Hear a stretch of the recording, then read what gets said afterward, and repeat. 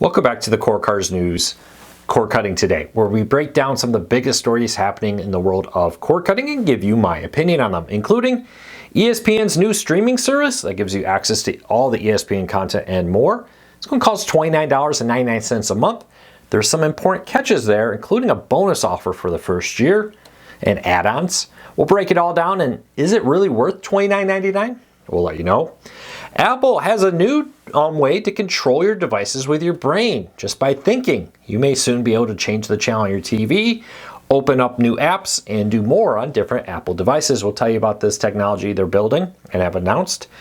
And the FCC has delayed a rule that would have made it easier to cancel cable television and other services. These stories and more coming up in a quick second. First though, if you want to learn more about any of these stories, because I got some other really good ones coming up, there's a lot of big news happening today.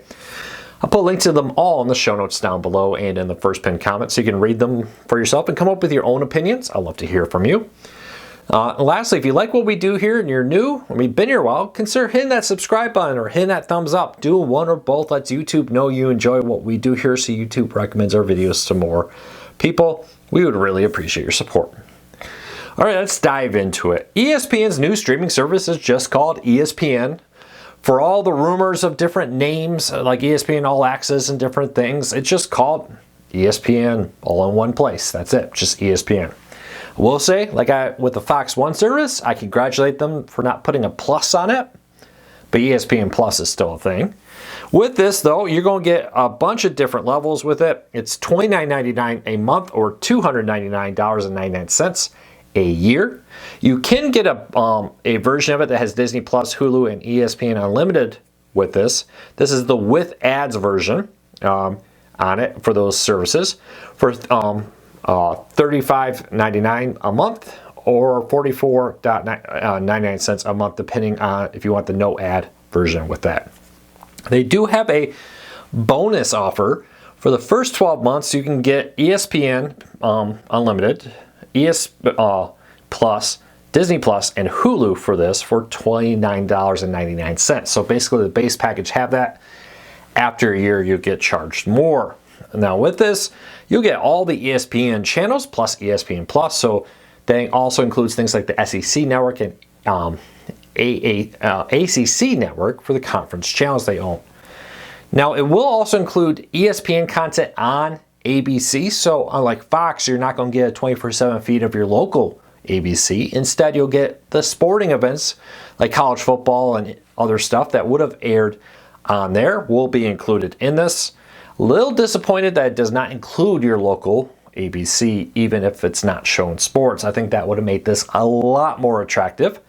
But of course, I know this doesn't work for everybody, but for a lot of people, getting an antenna will give you your locals for free. Okay, and with that, a few details. I know a lot of people are going to ask, when's the release date? They have not said at the time of this recording. We just know before the start of the college and NFL football season this fall, this service is expected to launch. That's the same kind of description that Fox's new streaming service that we talked about yesterday is going to come in. So is it worth it? Well, like I said earlier, if you're a college football fan, you combine the Fox and the ESPN services. It can be significantly cheaper than many cable packages and even live TV streaming services for a fraction of the price. Add in an antenna and you're going to get a lot of content there. The problem you are going to run into, though, is at $30, I said this yesterday, $25 would have been a lot more attractive.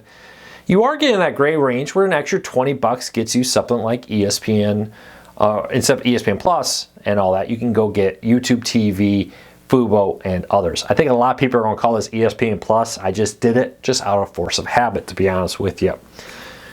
But it's not a bad option. Like I said, if you're just a college football fan and an NFL fan, getting this service with an antenna and a Fox service, and you're going to, for a discounted price, get a ton of college football and other sporting content a lot cheaper. Fox's package, I think, is a lot more compelling because not only do you get the Fox FS1, FS2, you get a live feed of your local Fox, you also get the Big Ten network, you get Fox News, Fox Weather, Fox Business, etc. bundled into that. It's a pretty nice package where this just gives you ESPN. They have hinted that there will be some original content with it, some user-created content? We'll wait and see. But for now, leave me a comment. $29.99? Is it worth it at that price? Leave me a comment. Let me know. Apple has unveiled a new, in our next story, brain-computer user interface technology that aims to transform device connectivity. Now you see many talks about brain implants, basically put a little device in your brain that can read your brain. And Apple is working with these technologies to create a way for you to wirelessly think of something and have it happen on the screen. Well, for many people that may freak you out. For some people who have physical disabilities, it can be a game changer. Think about just thinking of, hey, on your Apple TV, open YouTube TV, Netflix, YouTube, etc. And it opens, it plays, raise volume, lower volume, and different things.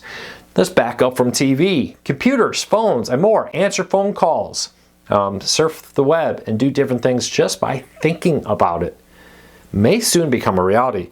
Now, Apple says that they're creating kind of the protocols and the standards, and they hope to work with developers to make this a reality. Don't be expecting to walk into a store next month and buy something to make this happen.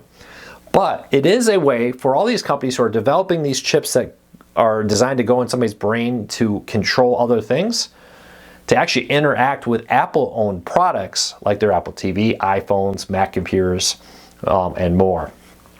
We'll watch this closely. But like I said, for some people it's going to freak you out. For others, this could be a lifeline and a game changer for people with physical disabilities that make using phones, remotes, and other things difficult. All right, next up in our next story, the FTC has delayed the so-called click-to-cancel rule. Now, it's not dead, just the enforcement, which was supposed to happen this month, is being delayed. Now, with this rule, the FTC said it had to be as easy to cancel a service as it was to sign up. Cable TV was a big talking point, but gyms and other things are a common target for this too. For example, if you can sign up online, they cannot force you to call a phone number or go into a local gym to cancel. You must be able to cancel online just like you signed up. And a lot of consumer groups loved it, but understandable, companies have not. And for now, a delay in this rule has taken place. It has not been canceled. We'll have to wait and see when they do start enforcing this new rule. Not unusual for new rules like this to get a delay if a consumer group or product group can make a compelling reason why they need a little bit more time to get ready. The FTC and FCC and others have a long history of granting short-term extensions, sometimes a year or more. If you think about the verified IDs to fly in airplanes, for years that has been warned, and they are delaying and doing staggered rollouts of the enforcement of it, even though it was originally meant to be enforced quite some time ago. All right, next up, we talked last year how about Amazon discontinued the Freevee branding. Well, slowly that's becoming a reality inside the Prime Video app.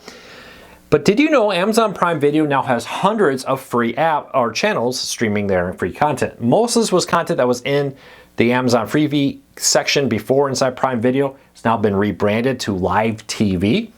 But they also have a growing catalog of free on-demand content also.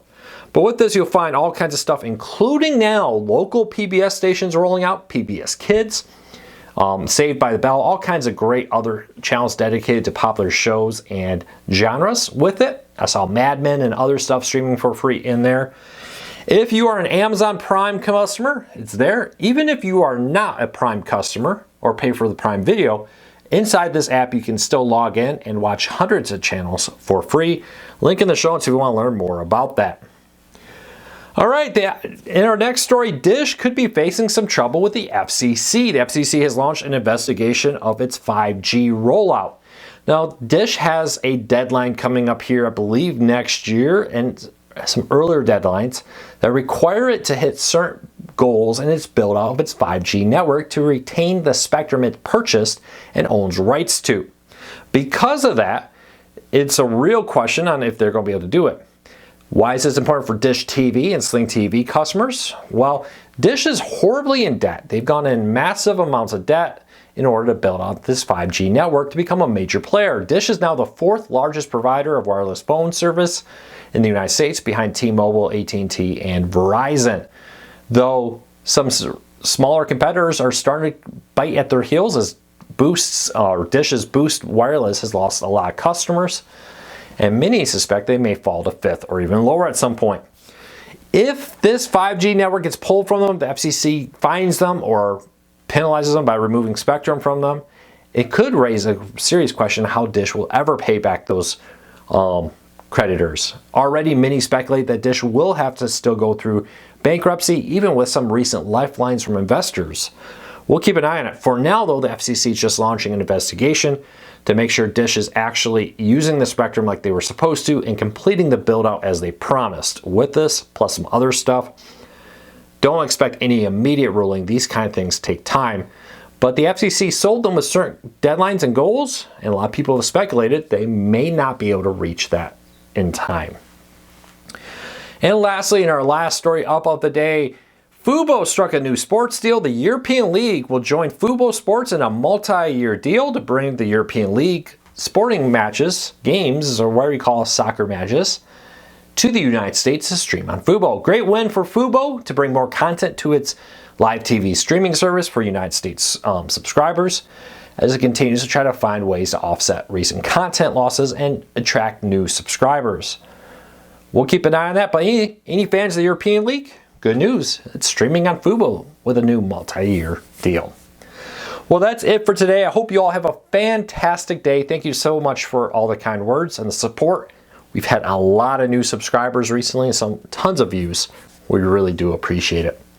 We'll be back tomorrow with another video. Until then, take care, be safe. I'll talk to you all again real soon.